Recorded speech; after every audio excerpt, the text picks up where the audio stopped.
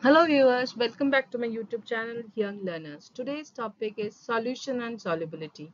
The topics that we will cover in this video will be solutions and their types, saturated, unsaturated and supersaturated solutions. We will know about solubility and with the help of some numeric problems we will understand the topic more deeply, solubility curve, and the factors that will affect solubility of gases. So let's start the video. In this slide, we will study about solute, solvent and solution. अब solute क्या होता है? Solute होता है जो solid substance जो पानी में घुलता है या solvent के अंदर घुलता है और उससे बनता है solution. तो सॉल्यूट हमको क्या पता है, जैसे शुगर सॉल्यूट होता है, सॉल्ट सॉल्यूट होता है, ग्लूकॉन डी अगर आप मिलाना चाहो या रसना मिलाना चाहो, या आपका टैंग जो होता है वो सॉल्यूट होता है. जो भी सॉल्यूट चीज होती है मींस जो solid substances that to be dissolved in a solvent to make solution. इतना तो हो गया है. सॉल्वेंट क्या होता है? सॉल्वेंट होता है पानी. पानी या कोई भी लिक्विड जिसपे सॉल्यूट घुल जाता है. सॉल्वेंट कई टाइप्स के होते हैं, जैसे आपका होता है वाटर, इथेनॉल, मिथेनॉल और भी बहुत सारे हैं, बट अभी हम लोग वाटर को लेते हैं क्योंकि वाटर जो होता है वो यूनिवर्सल सॉल्वेंट होता है. मैक्सिमम अमाउंट ऑफ सॉल्यूट जो होते हैं वो सॉल्वेंट वाटर के अंदर डिसॉल्व हो जाती है, तो उसको हम सॉल्वेंट कहते हैं. अब सॉल्यूट और सॉल्वेंट को जब कंबाइन किया जाता है तब बनता है सॉल्यूशन. सॉल्यूशन जैसे अगर आप इजी एग्जांपल लेते हैं जो आपकी डायग्राम में भी स्लाइड में भी दिख रहा है, जैसे सॉल्ट या हो गया उसके साथ सॉल्वेंट यानी वाटर में डिसॉल्व करो तो बनता है सॉल्टी वाटर. उसी तरीके से शुगर ले लो, पानी में घोलो तो वो बन जाएगा स्वीट वाटर. उसी तरीके से सॉल्यूट, सॉल्वेंट और सॉल्यूशन बहुत इजीली आप समझ गए होंगे. नेक्स्ट हम लोग डिस्कस करेंगे अबाउट डाइल्यूट सॉल्यूशन और कॉन्सेंट्रेटेड सॉल्यूशन. देखिए डाइल्यूट सॉल्यूशन वो होता है जिसमें आप डायग्राम में देखिए एक सॉल्यूशन, एक बीकर देख रहे होंगे आप, उसमें आपने सॉल्यूशन देखा होगा, सॉरी सॉल्वेंट देखा होगा, सॉल्वेंट यानी वाटर देखा होगा, देख रहे होंगे. उसमें आप ये देख रहे होंगे द अमाउंट ऑफ सॉल्यूट, जो वो आप रेड डॉट्स देख रहे होंगे वो सॉल्यूट है, वो आप कम देख रहे होंगे as compare to the amount of solvent. मतलब अगर पानी की अमाउंट ज्यादा होगी और नमक की अमाउंट कम होगी तो जो सॉल्यूशन बनेगा उसको कहेंगे डाइल्यूट सॉल्यूशन. उसी केस में अगर आप पानी की अमाउंट कम होगी और सॉल्यूट की अमाउंट या नमक की अमाउंट ज्यादा होगी उसमें और उसे हम घोल देंगे और वो जो सॉल्यूशन बनेगा वो कॉन्सेंट्रेटेड सॉल्यूशन कहा जाएगा. इतना तो आप समझ ही गए होंगे. जैसे अगर आपको पानी लीजिए, उसमें आपके घर पे सपोज 3-4 लोग रहते हैं और सबकी मीठा खाने का टेस्ट अलग अलग है, तो किसी को कम 2 टेबल स्पून उसमें चीनी घोलिए और उनको दे दीजिए तो वो सॉल्यूशन कुछ अलग होगा. उसी तरीके से कुछ और होगा जिसको 4 टेबल स्पून जिसके सॉल्यूशन में डालना पड़ेगा, 4 टेबल स्पून चीनी डाला जाएगा, फिर उसे घोलिएगा, वो एक सॉल्यूशन बन जाएगा. तो डिफरेंस क्या होगी, जो 2 टेबल स्पून वाला चीनी या सॉल्ट होगा वो वाला जो सॉल्यूशन है, अगर दोनों ही एक ही सेम अमाउंट की ग्लासेस में बनाई गई होगी सॉल्यूशन, तो जो लेस अमाउंट ऑफ सॉल्यूट जिसमें होगा वो वाला जो सॉल्यूशन होगा वो कहा जाता है डाइल्यूट सॉल्यूशन. और जिसमें वो सॉल्यूशन जिसमें सॉल्यूट की क्वांटिटी ज्यादा होगी उसको कहा जाएगा कॉन्सेंट्रेटेड सॉल्यूशन. उसी तरीके से अगर आप आगे बढ़ते हैं और समझते हैं होमोजेनस और हेट्रोजेनस मिक्सचर और सॉल्यूशन. होमोजेनस मीन्स जिसमें एक जैसी, मतलब घुलने वाली. देखिए एक होमोजेनस मिक्सचर होता है, एक होता है होमोजेनस सॉल्यूशन. यहाँ हम होमोजेनस सॉल्यूशन के बारे में पढ़ेंगे. होमोजेनस सॉल्यूशन मतलब एक ऐसा सॉल्यूशन जिसमें दो जो सॉल्यूट या सॉल्वेंट होगा वो दो अगर मिक्स किया जाएगा तो बहुत आसानी से वो घुल जाएगा. उसमें कोई भी रेसिड्यू या कुछ भी चीज ऐसी नहीं होगी कि वो कुछ चीज घुलेगी नहीं, एक अलग परत बनाएगी या नीचे सेटल हो जाएगी, ऐसा कुछ नहीं. सॉरी, जैसे अगर आप शुगर और वाटर को लेते हैं, उसे घोलते हैं, तो आपके पास एक ऐसा सॉल्यूशन बनेगा जो कि बहुत ही आसानी से घुलने वाला एक सॉल्यूशन तैयार हो जाएगा, जिसको हम होमोजेनस बोलते हैं। उसी तरीके से हेट्रोजेनस होता है। हेट्रोजेनस मतलब दो ऐसे कंपाउंड या एक सॉल्यूट ऐसा, एक सॉल्वेंट ऐसा, जिसको अगर आप मिलाओ, चाहे उसके बाद उसको आप कितना भी हिलाओ या कितना भी उसे घोलने की कोशिश करो, कितना भी स्टर करो, वो कभी भी घुलेगा नहीं। अगर घुलेगा भी तो आप उसको अगर रेस्ट करने के लिए छोड़ देते हो, तो उसके बाद आप ये नोटिस करोगे कि कुछ देर बाद जो सॉल्यूट है वो नीचे सेटल डाउन होगा, या वो अगर एक अलग से लेयर होगा।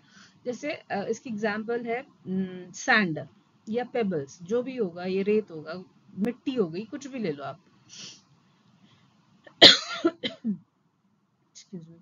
अगर आप उसको पानी के साथ अगर आप घोलते हो, तो जो सॉल्यूशन आपका बनता है उसमें आपका कुछ देर बाद उस सॉल्यूशन को रख दो, तो जो रेसिड्यू नीचे वाला सब्सटेंस होगा, जो भी गंदगी होगी, जो भी सैंड होगा, पेबल होगा, वो नीचे सेटल डाउन हो जाएगा, ऊपर एक पानी का लेयर आपको साफ दिखेगा। तो वो होता है हेट्रोजेनस सॉल्यूशन के साथ। एक होता है अगर आप पानी में तेल मिलते हैं, तेल को डाल दो, कोई भी तेल, वेदर इट्स कुकिंग ऑयल और ground oil, sorry groundnut oil, कोई भी तेल, पेट्रोल, कोई भी, कुछ भी डाल दो और उसे स्टर करो, उसे अच्छे से मिक्स करने की कोशिश कर दो। थोड़ी देर बाद उसको छोड़ दो। उसके बाद जब वो settle down, then you can clearly see कि दो लेयर्स फॉर्म होते हैं। दो लेयर्स मीन्स नीचे पानी होगा, ऊपर जो तेल होगा, क्योंकि उसकी डेंसिटी पानी से कम होती है, तो वो ऊपर एक अलग सा लेयर बना देगा। तो वो एग्जाम्पल हो जाएगा हेट्रोजेनस सॉल्यूशन का। अब हम आगे की स्लाइड्स में देखते हैं क्या है। In this slide, we will discuss about saturated, unsaturated and supersaturated solutions. अब देखिए unsaturated solutions किसे कहते हैं। Unsaturated solutions मतलब वो solution जिसमें आपकी solute डालने की chances ज्यादा होती है। A solution which can dissolve more of the solute at a given temperature. मतलब एक solution आप है जिसमें आपके पास चांस है कि आप, या उसके पास उतनी कैपेसिटी है कि आप उसमें सॉल्यूशन और सॉल्यूट ऐड कर पाए, तो उसको कहते हैं अनसैचुरेटेड सॉल्यूशन। उसके बाद आता है सैचुरेटेड सॉल्यूशन। ये आप पिक्चर के थ्रू भी समझ सकते हैं। देखिए आप स्लाइड पे भी पिक्चर्स बनी है। सैचुरेटेड सॉल्यूशन एक वो पॉइंट होता है जिसमें आपकी सॉल्यूशन में और सॉल्यूट ऐड नहीं हो सकती, उसकी कैपेसिटी नहीं होगी उस सॉल्यूशन में कि वो और सॉल्यूट ऐड कर पाए एट अ गिवन टेम्परेचर। जैसे आपने और भी सुना होगा कि कोई भी जनरली लोग बोलते हैं एक सैचुरेशन पॉइंट आ गया मेरी उसमें पढ़ाई का, या सैचुरेशन पॉइंट। एक सैचुरेशन पॉइंट या सैचुरेटेड मतलब जिस पॉइंट के बाद या जिस लेवल के बाद और ज्यादा उसमें घुलना या और ज्यादा उसमें डाइल्यूट होने की कैपेसिटी उस सॉल्यूशन में नहीं होगी। वो सॉल्यूट कोई भी सॉल्यूट जो होगा किसी भी सॉल्यूशन में ज्यादा एक पॉइंट के बाद नहीं घुल सकती है, उस पॉइंट को या उस सॉल्यूशन को कहा जाता है सैचुरेटेड सॉल्यूशन। उसके बाद एक और टाइप्स आता है जिसको कहा जाता है super saturated solution. Super saturated solution मतलब एक ऐसी स्टेट जिसमें जो सॉल्यूशन होगा उसमें जितने भी सॉल्यूट होगा उसकी जो कैपेसिटी होगी, या उस सॉल्यूशन में जितनी भी सॉल्यूट डाली जाएगी वो सैचुरेटेड सॉल्यूशन की अबव होगी।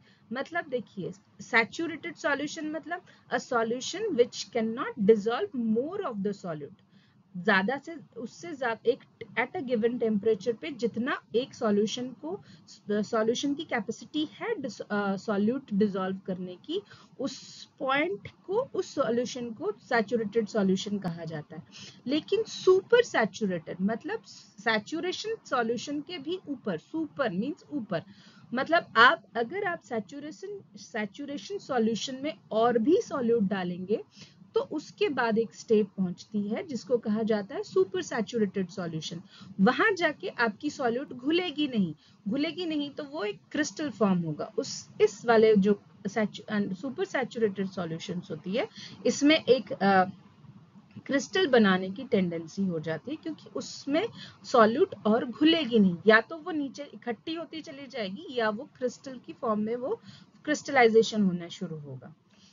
तो मेरे ख्याल से आप सैचुरेटेड सॉल्यूशन, अनसैचुरेटेड सॉल्यूशन और सुपर सैचुरेटेड सॉल्यूशन की डिफरेंस समझ के होंगे। हम आगे बढ़ते हैं नेक्स्ट स्लाइड की तरफ। अब हम पढ़ेंगे सॉल्युबिलिटी।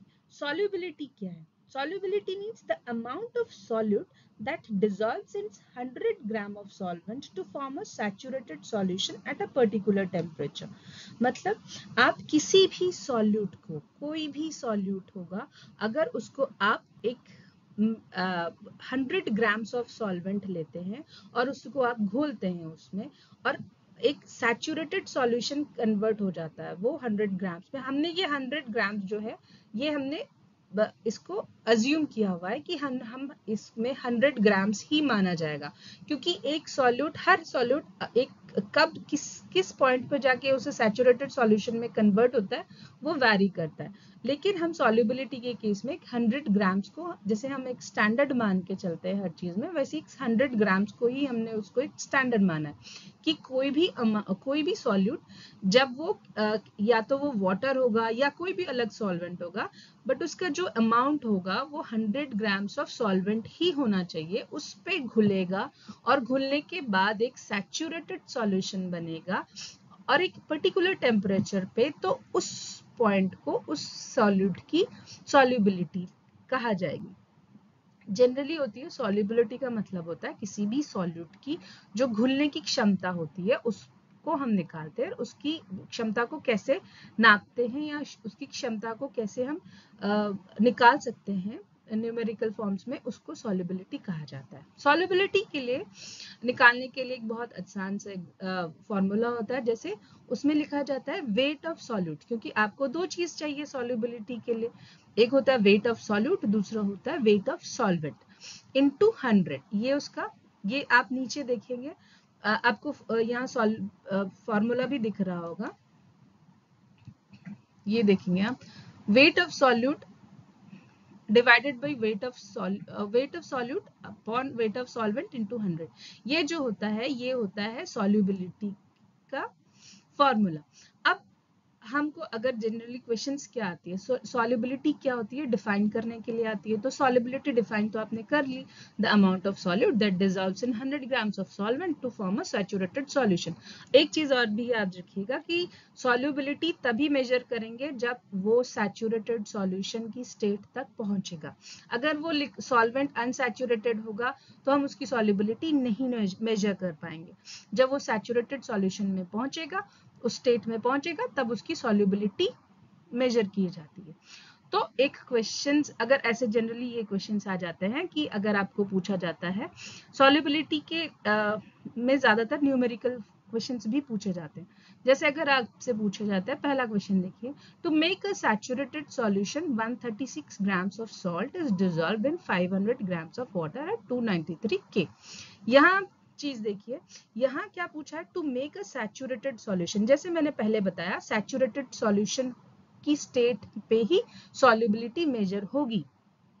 तो आपसे पूछा गया 136 ग्राम्स ऑफ सॉल्ट, यहाँ ग्राम्स की क्वांटिटी ले रखी है 136 grams, grams of salt, salt means ये क्या हो जाएगा, ये हो जाएगा solute, and dissolved in 500 grams of water, 500 grams of water। हमने पहले क्या बोला था, हम 100 grams of water के हिसाब से चलते हैं, जो इसकी मेन वो ले रखी है हमने, तो यहाँ 500 grams के हिसाब से लेनी है, निकालनी है, कोई बात नहीं। अब हमको टेम्परेचर के देखे, एट अ गिवन टेम्परेचर भी लिखा है डेफिनेशन पे, एट अ गिवन टेम्परेचर इसमें लिखा है 293 K मतलब केल्विन। अब फाइंड इट सॉल्युबिलिटी, अब हमें सॉल्युबिलिटी लगानी है, निकालनी है, तो इजी सा फॉर्मूला है, सॉल्युबिलिटी का फॉर्मूला है weight of the solute upon weight of the solvent into 100। तो हमारे पास सॉल्यूट की कितने थे अमाउंट थी 136 ग्राम्स, तो हमने पहले 136 ग्राम्स लिख दिए। अपॉन डिवाइड किससे करना है, weight of the solvent. Weight of the solvent हमारा कितना था 500 ग्राम्स, तो हमने 500 अपॉन कर दिया उसे इनटू 100। अब आपको इतना तो पता है कि इस जीरो से ये जीरो कैंसिल कर दो जैसे डिवाइड करते हो, और इस जीरो से अगर इस जीरो को डिवाइड कर देते या कैंसिल कर देते तो 136 डिवाइडेड बाय 5, तो इसको सॉल्व करने के बाद आपको आता है 27.2 ग्राम्स। तो ये जो होगा कोई भी सॉल्यूट, मतलब अगर आप कोई भी सॉल्ट ले सकते हैं, या तो आप यहाँ किसी ने मेंशन नहीं किया है देखिए क्वेश्चन में कि आपका सॉल्ट का कौन सा नेम है, तो it could be a stable salt और any other kind of salt, KCl भी हो सकता है, NaCl हो सकता है, कुछ भी हो सकता है। तो उस सॉल्ट की सॉल्युबिलिटी जो होगी वो 27.2 ग्राम्स होगी। घुलने की क्षमता, सॉल्युबिलिटी मींस घुलने की क्षमता, तो एक कोई भी सॉल्ट जिसकी 136 अगर अमाउंट है 500 ग्राम्स वाटर में, वो उसकी घुलने की क्षमता क्या है 27.2 ग्राम्स। अब अगर हम नेक्स्ट क्वेश्चन की तरफ देखेंगे, नेक्स्ट क्वेश्चन में है if 20 grams of solid is dissolved in 200 grams of water at 298 K। यहाँ एक और चीज अच्छी बात है कि यहाँ जो ये केल्विन या टेम्परेचर है, इसको फॉर्मूला में लगाने की या इसको कंसिडर करने की ज्यादा जरूरत नहीं है, क्योंकि इसका कोई फंक्शन नहीं हो रहा है। तो आपको सिर्फ दो ही चीज इसमें वो करना है, कंसिडर करना है। एक होता है द अमाउंट ऑफ सॉल्यूट और दूसरा है अमाउंट ऑफ सॉल्वेंट। इस क्वेश्चन में अमाउंट ऑफ सॉल्यूट कितना है, इस क्वेश्चन में अमाउंट ऑफ सॉल्यूट है 20 ग्राम्स, और अमाउंट ऑफ सॉल्वेंट कितना है, अमाउंट ऑफ सॉल्वेंट है 200 ग्राम्स। तो इजी सा फॉर्मूला है weight of the solute upon weight of the solvent. तो वेट ऑफ द सॉल्यूट में हमारा आ गया 20, वेट ऑफ द सॉल्वेंट में आ गया 200 इंटू 100। अगर आप इसको चाहो तो 0 से 0 कैंसिल कर दो,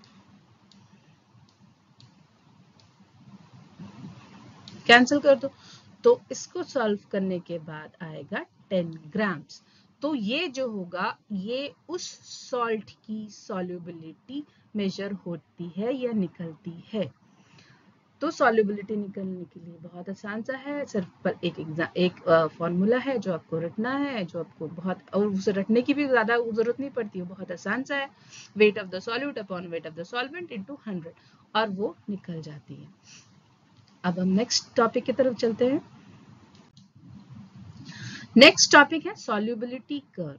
ये जो होता है ये होता है सॉल्युबिलिटी कर्व। क्या होती है सॉल्युबिलिटी कर्व? कुछ नहीं होती, ज्यादातर ये एक रिलेशनशिप शो करती है बिटवीन द टेम्परेचर और सॉल्युबिलिटी सॉल्यूट। ये देखिए यहाँ ग्राम्स में सॉल्यूट लिखा हुआ है, सॉल्यूट और टेम्परेचर का मींस जो सॉल्युबिलिटी होती है, मैं आपको बताती हूँ पहले। सॉल्युबिलिटी जो होती है वो कई चीजों पे इफेक्ट करती है, उसका ऐसा नहीं कि घुलने की जो क्षमता होती है वो बहुत सारी चीजों पे इफेक्ट करती है। जैसे एक होता है आपका सॉल्यूट का साइज कितना है, मींस अगर आपका कई सॉल्यूट होते हैं जो मोटे होते हैं, जिसके दानेदार होते हैं, जैसे आप अगर कभी देखे होंगे चीनी के जो क्रिस्टल्स होते हैं, ये चीनी के जो आपकी रेगुलर, जो आपकी मदर या जो आप भी कभी कभी यूज करते होंगे, वो मोटे दाने की भी होती है, पतली बारीक भी होती है। तो जनरली ये होती है जो अगर सॉल्यूट जो होता है वो मोटा होता है, उसकी साइज अगर वो ज्यादा होती है तो ग्रेटर सॉल्युबिलिटी नहीं होती है। अगर स्मॉलर साइज का होगा सॉल्यूट का पार्टिकल्स तो ग्रेटर सॉल्युबिलिटी होती है। वैसे ही स्टरिंग, स्टरिंग मतलब होता है घुलना। आप किसी भी चीज को घोलते हो, सॉल्युबिलिटी कैसे आती है, कोई भी चीज कैसे घुलेगी भाई, आपने एक सॉल्यूट लिया, उसमें पानी डाला, उसको घोला, नमक लिया या पानी मिला, उसे घोलना पड़ता है, घोलते घोलते वो घुल जाता है। तो उससे क्यों कहते हैं स्टरिंग। स्टरिंग करने से आपकी सॉल्युबिलिटी बढ़ती है। तीसरा होता है बहुत इंपॉर्टेंट द टेम्परेचर, जो यहाँ काम आता है, जो यहाँ शो हो रहा है। टेम्परेचर क्या होता है, जनरली जो सॉल्युबिलिटी ऑफ सॉलिड्स होती है वो टेम्परेचर इंक्रीज करने पे सॉल्युबिलिटी जो होती है वो इंक्रीज होती है। वहीं हम उसी को देखने के लिए ये सॉल्युबिलिटी कर्व बनाया गया है, या इसी के थ्रू ये जो होते हैं ये ग्राफ होती है। इसमें आपका जो सॉल्यूट की अमाउंट होती है उसको मेजर किया जाता है, रिलेशनशिप दिखा जाता है टेम्परेचर के साथ। मींस अगर आप सॉल्यूट लेते हो, सपोज 100 ग्राम्स का ही सॉल्यूट लेते हो या कोई भी अमाउंट का सॉल्यूट लेते हो, तो उसको टेम्परेचर के हिसाब से बढ़ा के या घटा के, जैसे अगर आप पहला एग्जांपल देखते हो, पहला एग्जांपल में सपोज आप इसको देखो KNO3 को, KNO3 मतलब पोटेशियम नाइट्रेट। KNO3 को अगर हम देखेंगे, ये जैसे जैसे टेम्परेचर बढ़ रहा है, जैसे ये वाला 10 है, 10 डिग्री सेंटीग्रेड पे उसका यहाँ आया, उसके बाद 20 पे उसको यहाँ आया, 30 पे उसका यहाँ आया, 40 पे यहाँ, 50 पे यहाँ। तो इसका मतलब क्या हो रहा है, जो सॉल्यूट की घुलने की क्षमता है, जो सॉल्यूट की सॉल्युबिलिटी है, वो टेम्परेचर इंक्रीज करने से बढ़ रही है। तो ये क्वेश्चंस पूछा जाता है कि KNO3 की सॉल्युबिलिटी क्या डिफर करती है या इंक्रीज होती है या डिक्रीज होती है with the increase of temperature. Then the answer will be yes, the solubility of KNO3 or NaNO3 they will increase by increasing the temperature। उसी तरीके से दूसरा एग्जांपल देते हैं NaCl का। NaCl जो होता है, इसका आप ये वाला देखो, ये NaCl का है ब्लू वाला, आप लोग अगर ये देखेंगे तो इसमें जो है ये 10 पे यहाँ आता है, 20 पे यहाँ आता है, 30 पे उसका यहाँ आ रहा है, 40 पे उसका यहाँ आ रहा है। तो ये बढ़ तो रहा है, नो डाउट बढ़ रहा है, लेकिन ये उतना ड्रास्टिकली या वो उतना स्टीप नहीं बढ़ रहा है जितना KNO3 वाला बढ़ा था। ये KNO3 वाला बहुत ज्यादा स्टीप था, तो ये जो होगा ये स्लाइट इंक्रीज होगा। सॉरी, मैं KCl का बताने लगी आपको। अच्छा चलो, KCl भी जो इंक्रीज हो रहा है वो भी आपका बहुत ज्यादा इंक्रीज नहीं होता है। NaCl और KCl ये दोनों ही जो कंपाउंड्स है, ये एग्जाम्पल्स है कि सॉल्यूट की सॉल्युबिलिटी टेम्परेचर को इंक्रीज करने से इंक्रीज होती है, बट स्लाइटली इंक्रीज होती है, नॉट मच। तो ये स्लाइट इंक्रीज वाले उसमें जाएंगे ऑप्शन पे। एक और भी होता है जैसे NH3, यहाँ देखिए NH3 अमोनिया, इसकी एक अलग सी क्वालिटी देखिए, देखिए ये पर्पल वाली जो है ये NH3 है, अगर ये वाली, ये पर्पल वाली जो दिख रहे हैं आपको, ये वाली NH3 का ग्राफ है। NH3 में देखिएगा, अगर आप 10 पे जाएंगे तो उसका यहाँ आता है, 20 पे यहाँ आ रहा है, मीन्स आपका जो हो रहा है वो डिक्रीज जा रहा है। देखिए लास्ट पे अगर 70 पे जाके ये यहाँ आता है, 80 पे जाके और नीचे आ रहा है, 90 पे जाके ये और नीचे आ जा रहा है। तो ये क्या शो कर रहा है कि सॉल्युबिलिटी ऑफ NH3 आप अगर टेम्परेचर को इंक्रीज करते हो तो ये डिक्रीज हो रहा है, इसका ग्राफ डिक्रीज होता है। तो अगर आपके क्वेश्चन में आता है कि ऐसा कोई compound, name the compound which will show negative effect of temperature on solubility, then the answer will be NH3 और SO2। देखिए SO2 का भी है, ये देखिए SO2 भी जो है, इसका भी जो ग्राफ है ये इंक्रीजिंग ऑर्डर में नहीं है, मतलब ये ऊपर की तरफ नहीं जा रहा है, ये नीचे की तरफ जा रहा है। नीचे की तरफ मतलब डाउन साइड, मीन्स ये नेगेटिव साइड शो करती है ऑन इंक्रीजिंग द टेम्परेचर। बाकी NaNO3 भी ऊपर जाता है, Ki भी ऊपर जा रहा है, बाकी ये सब कुछ जो बाकी कंपाउंड्स है जो ऊपर की तरफ जा रहा है वो इंक्रीज हो रहा है, जो डाउन साइड में जा रहा है वो डिक्रीज हो रहा है। सॉल्युबिलिटी कर्व से क्लास 9th के लिए ऐसे ही क्वेश्चंस पूछे जाएंगे। जनरली ज्यादा हाई क्वेश्चंस करने की उतनी जरूरत नहीं होती, बट अभी मुझे लगता है आप सॉल्युबिलिटी कर्व समझ गए। और एक चीज और भी देखिएगा, सॉल्युबिलिटी कर्व की जो ये लाइन होती है, जैसे ये वाली जो लाइन है, ये जो होती है ये ग्राफ पॉइंट है, ये शो करता है the relationship between solute and temperature. But ये जो लाइन है, इस लाइन को कहा जाता है सैचुरेटेड, मींस ये जो पॉइंट है यहाँ आके आपका जो सॉल्यूशन है वो सैचुरेटेड सॉल्यूशन होगा। Saturated solution means there will be no chance of dissolving more solute into the solution। वो एक सॉल्यूशन जिसमें और सॉल्यूट ऐड होने की या डिसॉल्व होने की कैपेसिटी नहीं होती है, तो सैचुरेटेड सॉल्यूशन। अगर आपका ग्राफ या इस लाइन के नीचे का जो पोर्शन होता है, ये वाला पोर्शन, इसको हम कहते हैं अनसैचुरेटेड सॉल्यूशन। मतलब इस पॉइंट पे आपका जो सॉल्यूट है वो उसके पास चांस है कि वो उसमें भाई सॉल्यूट लो, सॉल्वेंट के अंदर डालते रहो डालते रहो डालते रहो, इस सैचुरेटेड स्टेट तक पहुंचते वक्त। तो ये जो अनसैचुरेटेड वाला हिस्सा होता है, इसमें सॉल्यूट की चांसेस हैं कि उस सॉल्वेंट के अंदर जाए और वो घुले। और इस पॉइंट को या इस लाइन के ऊपर वाले हिस्से को कहा जाता है super saturated. Super saturated means जहां आपकी सैचुरेशन से भी ऊपर आपका सॉल्यूट ऐड हुआ हो, तो उस सैचुरेटेड को, उस पोजीशन को कहा जाता है सुपर सैचुरेटेड। सैचुरेटेड से भी ऊपर। तो ये सैचुरेटेड सॉल्युबिलिटी कर्व शायद आप समझ गए होंगे। अगर आपको कोई प्रॉब्लम हो समझने में, प्लीज मुझे कमेंट में बताइएगा क्या प्रॉब्लम हो रही है, ताकि मैं उसको अच्छे से और समझा पाऊँ और आपकी क्वेरीज को सॉल्व कर पाऊँ। अब नेक्स्ट स्लाइड की तरफ चलते हैं। इस स्लाइड पे हम लोग देखेंगे the influence of temperature and pressure on solubility of gases. Last slides पे हमने डिस्कस किया था the effect of temperature on solubility of solutes. अब इस केस में हम लोग करेंगे effect of temperature and pressure on solubility of gases. अब इसके लिए दो चीजें बहुत इंपॉर्टेंट है जो आपको ध्यान रखनी चाहिए। वो है, पहला पॉइंट है जैसे a decrease in pressure on the surface of water causes decrease in solubility of gases in water। इसका मतलब क्या होता है, इसमें क्या है, अगर आपकी जैसे सॉल्यूशन है, सॉल्यूशन में इस केस में होगा कोई भी सॉल्वेंट ले लीजिए, उसके साथ गैस, इंस्टेड ऑफ सॉल्यूट यहाँ हम लोग गैस को उसको डिसॉल्व करेंगे। तो अगर आपकी सॉल्वेंट या आपका जो वाटर है उसका जो सरफेस का जो प्रेशर है वो अगर आप डिक्रीज हो जाता है ड्यू टू एनी रीजन, अगर वो डिक्रीज होता है तो सॉल्युबिलिटी ऑफ गैस जो उसके उस सॉल्यूशन के अंदर है, जो गैस है, जो घुली हुई गैस है, उसकी सॉल्युबिलिटी भी डिक्रीज होगी।